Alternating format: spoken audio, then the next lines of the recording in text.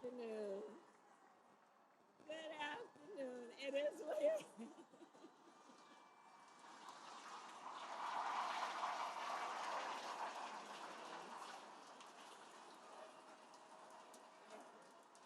Okay.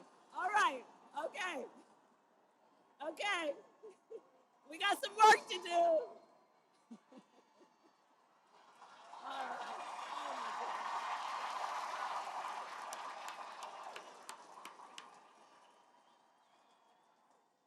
Are we going to do this, North Carolina? Yes.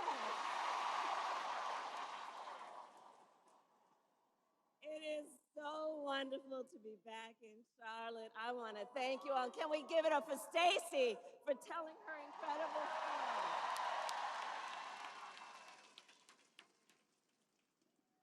And can we please thank that incredible Anthony Hamilton for his incredible performance? I love Anthony Hamilton. Um, and it is so good. I love you back. I love you back. Thank you. And we have so many outstanding leaders here today, including my friend, Governor Roy Cooper, and your next governor, Attorney General Josh Stein. And here with us is your next Attorney General, Congressman Jeff Jackson. Mayor Lyles, my dear friend, the Council of State candidates, and all the leaders who are with us today. I thank you all, everyone here for taking the time and doing the work you are doing. Thank you, thank you, thank you, thank you, thank you. All right, so here's the thing. Okay, we got a lot of work to do. Okay, so North Carolina, you probably know, please have a seat if you have a chair. 2 nights ago, Donald Trump and I had our first debate.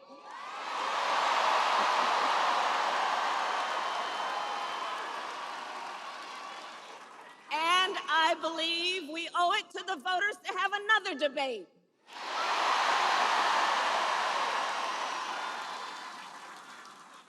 Because this election and what is at stake could not be more important.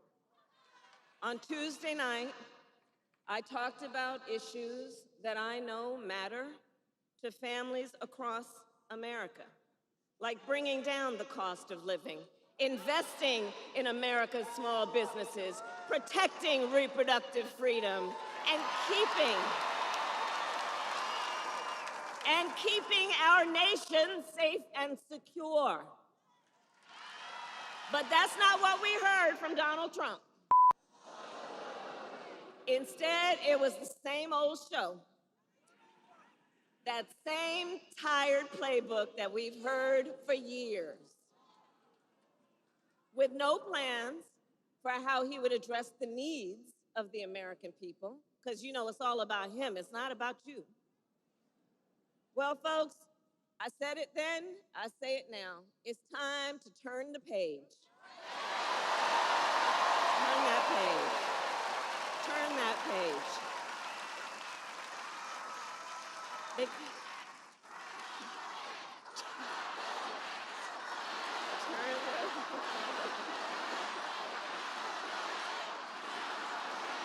Because to your point, America is ready for a new way forward. We are ready for a new generation of leadership that is optimistic about what we can do together. That is why Democrats, Republicans, and independents are supporting our campaign.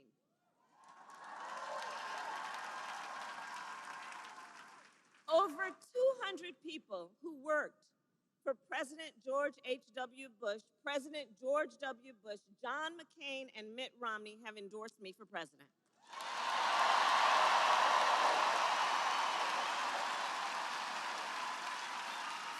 Former Vice President Dick Cheney and Congresswoman Liz Cheney are supporting me as well.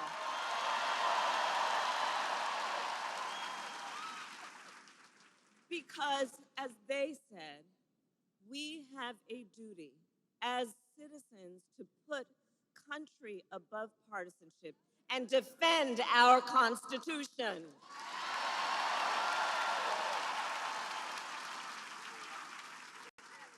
And that is my pledge to you. I will always put country above party, and I will be a president.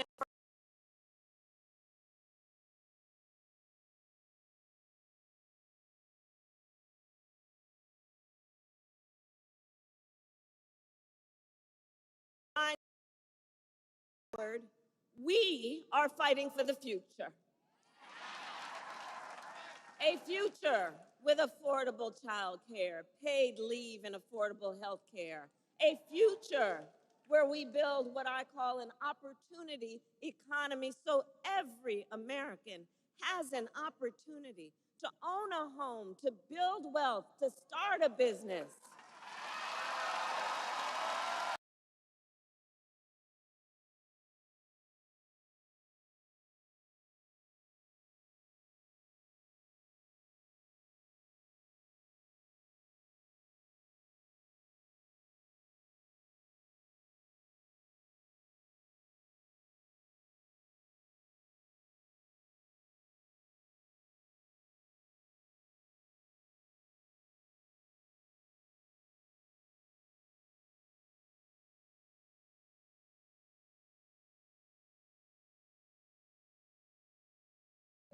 They're leaders in the community, they're civic leaders. They hire locally, they mentor, they're part of the fabric of the community. And I know they are the backbone of America's economy.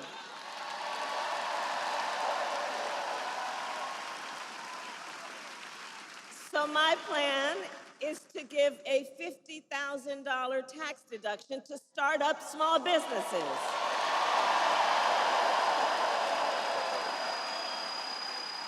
Because, you know, not everybody started out with $400 million on a silver platter and then filed for bankruptcy 6 times. But a whole lot of people have the ingenuity, the entrepreneurship, the work ethic, and the ambition to do that kind of work and just need to be seen and supported for what they are and what they do for all of us.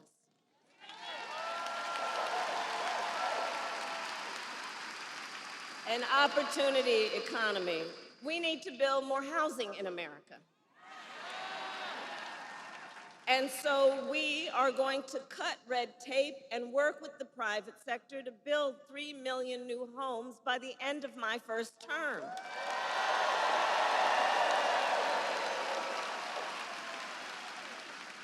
I have a plan to lower the cost of living for America's families on everything from health care to groceries. Under my plan, more than 100 million Americans will get a tax break, and thousands of dollars of your hard-earned money will go back into your pockets, including $6,000 during the first year of a child's life.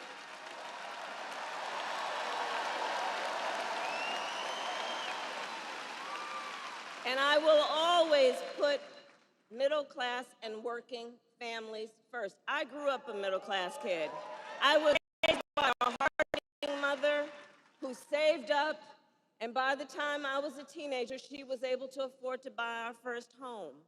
I understand how people work hard and have dreams and aspirations for their children and need to be put first. Understanding, again, when the middle class is strong, America is strong. America is strong. But Donald Trump, well, he has a different plan. Just Google Project 2025. It is a detailed and dangerous blueprint for what he will do if he is elected president. Donald Trump will give billionaires and big corporations massive tax cuts and cut corporate taxes by over $1 trillion, even as they pull in record profits.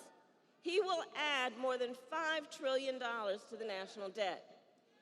He intends to cut Social Security and Medicare.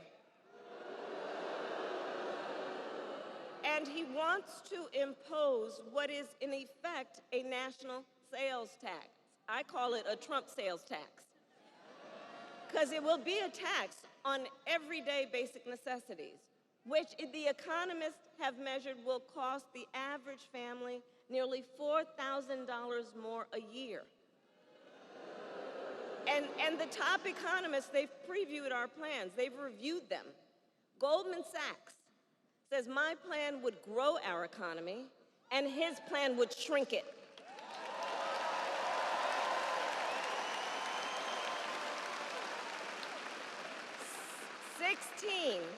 Sixteen Nobel Prize-winning economists say he would reignite inflation, and Moody's says he would ignite a recession by the middle of next year.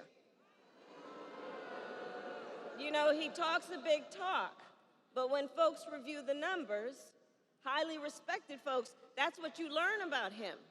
That's what you learn. And North Carolina, on top of all of this, Donald Trump intends to end the Affordable Care Act. And as Stacey mentioned, you heard what he said in the debate.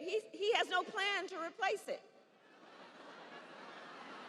He said, concepts of a plan.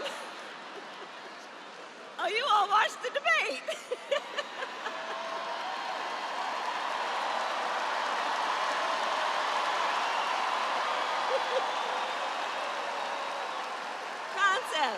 Concepts. No actual plan, concepts. And understand what's at stake on that. 45 million Americans are insured through the Affordable Care Act. And he's going to end it based on a concept. And take us back to when insurance companies had the power to deny people with pre-existing conditions. Well, we are not going back. We're not going back.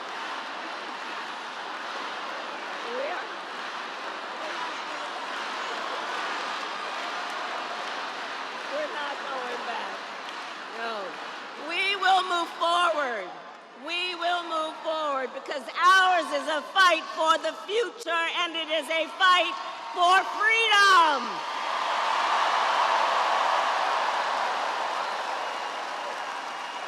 Like the fundamental freedom of a woman to make decisions about her own body and not have her government tell her what to do.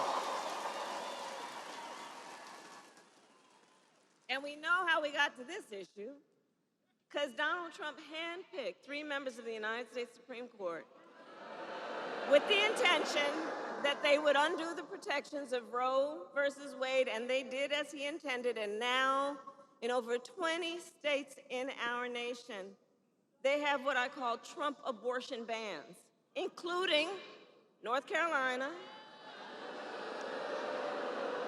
and every single state in the South except Virginia. Think about that. Every single state in the South except Virginia. Now, 1 in 3 women in America lives under a Trump abortion ban. Many with no exceptions even for rape and incest. It is immoral. It is immoral. And I know we all here understand and agree one does not have to abandon their faith or deeply held beliefs to agree the government should not be telling her what to do with her body.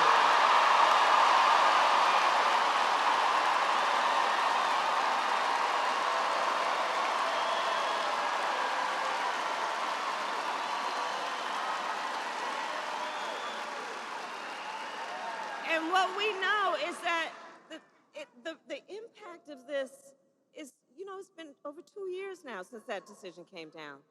The impact of this is so real. It's affecting people every day, just based on the stories we know, and there are so many stories we don't know. Think about it. Uh, because of Trump's abortion bans, women are being refused care during miscarriages. Some are only being treated if they develop sepsis. And when asked on Tuesday night, Donald Trump refused to say that he would veto a national abortion ban. You remember that? He refused to answer that question. Refused to answer that question. Well, I'm going to tell you, when Congress passes a bill to restore reproductive freedom, as President of the United States, I will proudly sign it into law. Proudly.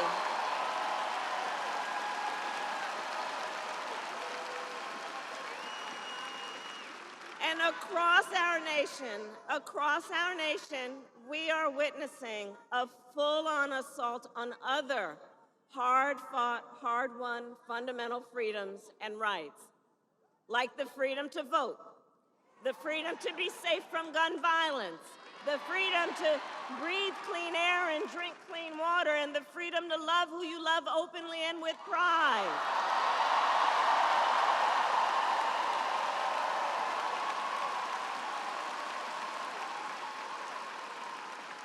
And North Carolina has a history of the point I'm about to make.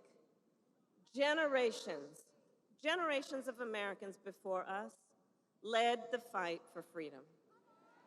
And now the baton is in our hands. It is in our hands. So we who believe in the sacred freedom to vote will finally pass the John Lewis Voting Rights Act and the Freedom to Vote Act. And we who believe in the freedom to live safe from gun violence will finally pass an assault weapons ban, universal background checks, and red flag laws.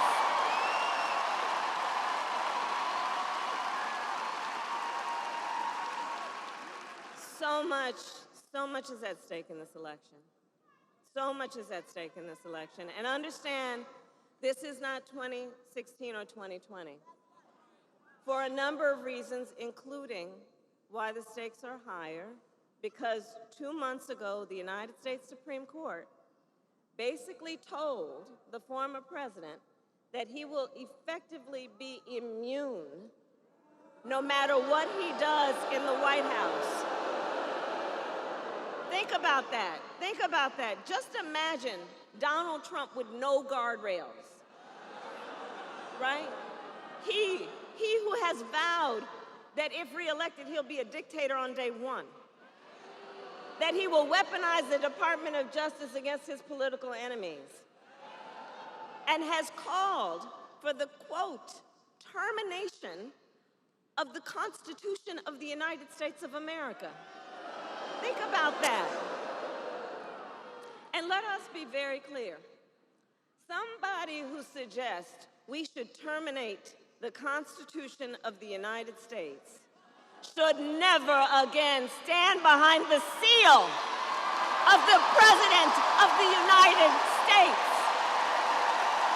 Never again. Never again. Never again. And you know, one of the points that I mentioned on Tuesday, so the people who served under him at the White House, who saw him every day, right? His national security advisor, his defense secretary, his chief of staff, and his vice president, all have warned, all who worked with him every day in the White House, sat with him in the Oval Office, have warned America. Donald Trump is not fit to be president of the United States and should never again occupy our nation's highest office.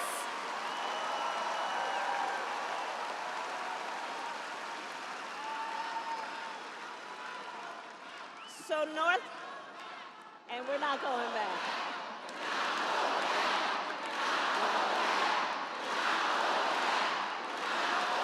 We're not going back. So it comes out to this. It comes down to this. We are here together because we love our country. We love our country. And we understand the awesome responsibility that comes with the greatest privilege on earth, the privilege and pride of being an American.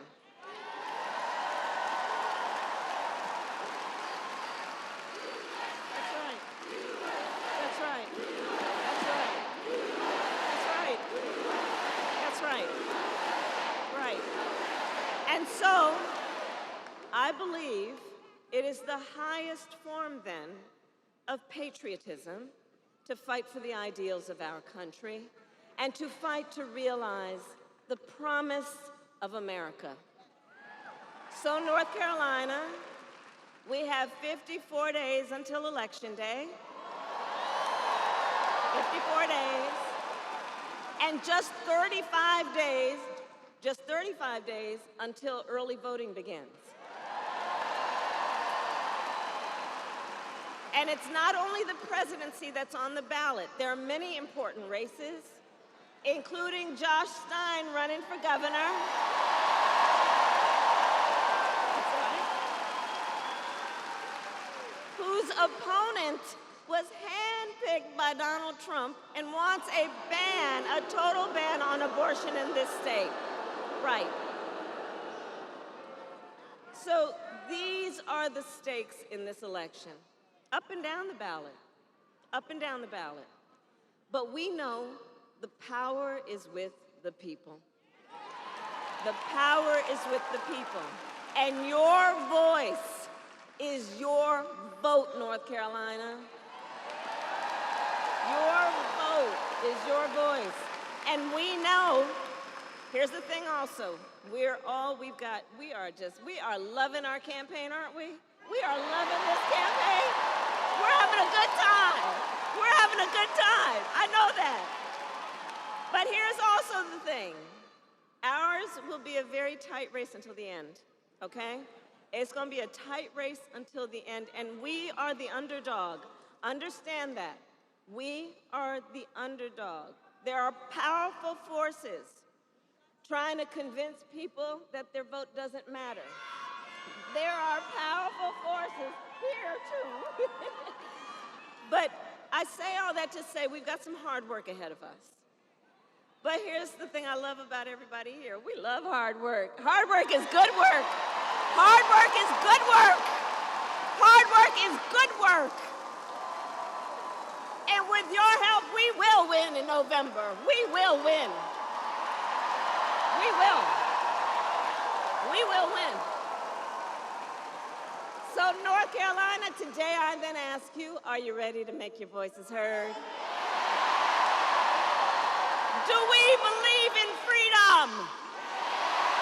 Do we believe in opportunity? Do we believe in the promise of America? And are we ready to fight for it? And when we fight, we win. God bless you, and God bless the United States of America.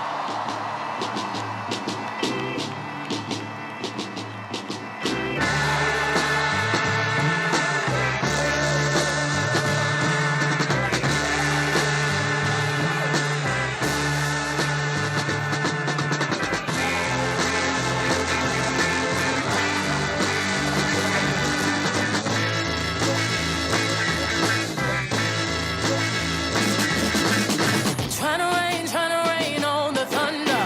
Tell a storm I'm new. I'm a walk, I'm a march on the regular. Painted white flags blue. Lord, forgive me, I've been running blind in truth. I'm a rain on this bitter loss. Tell the sweet I'm new. I'm telling these tears go and fall away, fall away. Oh, may the last one burn into flames. Freedom, freedom.